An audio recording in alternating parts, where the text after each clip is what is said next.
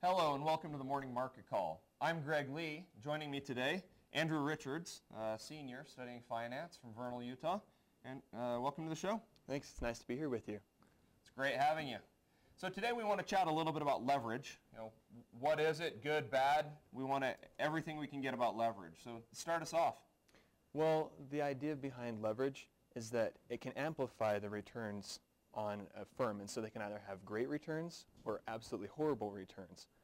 But there are a lot of good things that pertain to a firm's leverage. Right. And so I'll just cover three with you today.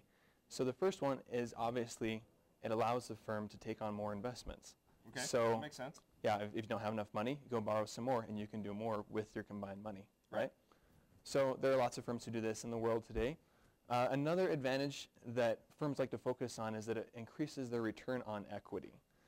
Basically, that means that if a firm can get more on what it puts into the firm if it borrows money. Right. I guess just a simple example of that is if a firm puts in 100% on a project, they're not going to get as much as a return as if they borrow 50%. They'll have a higher return on what they And that all makes sense? Yeah. Okay. So one other example from a different standpoint is that it can also provide incentive for managers to use their funds more wisely. How does that work? I don't quite understand that. Well, Explain. think of it, there's a good example with Intel. Back in 1991, Intel had about $2.5 billion of cash. That's just think of it as a mountain of cash. Sure. Most companies don't have that kind of situation.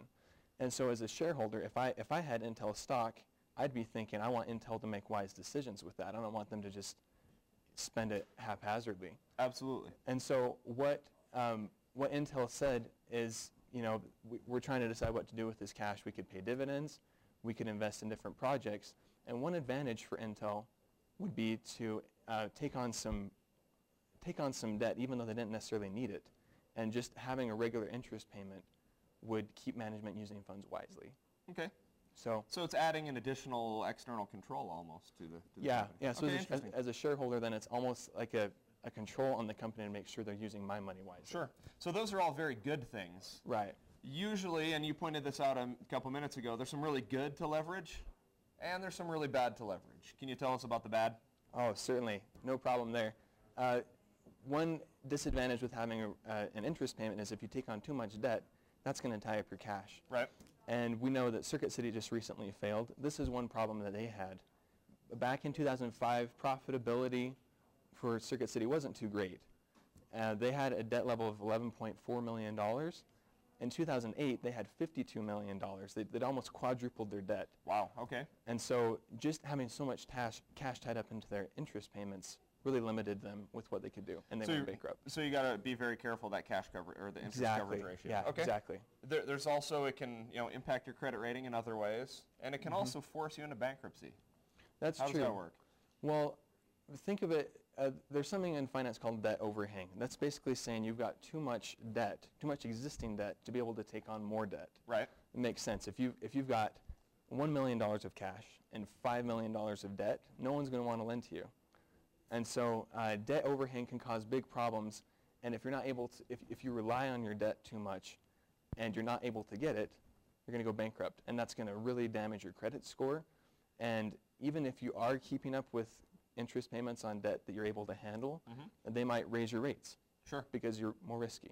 Yeah, and usually you'll have all of the covenants in the loans also that are going to cause some other problems. It'll take existing debt and force those rates higher too. Yeah. Interesting. Okay, so leverage can be both good and bad. Let's take it a little bit out of the public sector, out of publicly traded companies, and chat a little bit about private lives. How does this affect private lives? Well, at some point in our lives, I think pretty much anyone's going to have to take on some kind of debt. Right. As students, we take on student loans. Later on in life, we'll probably be taking on home mortgages or auto loans. There are all kinds of different debts that we can take on. But the same principles that apply to companies that take on debt should apply to us. We can make wise investments, or we can make investments that really aren't necessary. So for these examples that we've talked about, businesses usually want to invest in projects that will make their firm more valuable. Right. right? We should apply the same kind of principles in our personal life. And especially where we're going to be using debt, we can lever up as individuals too. Yeah. Interesting.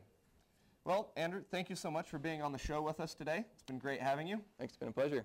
And thank you so much for joining us on the Morning Market Call. We'll see you next time.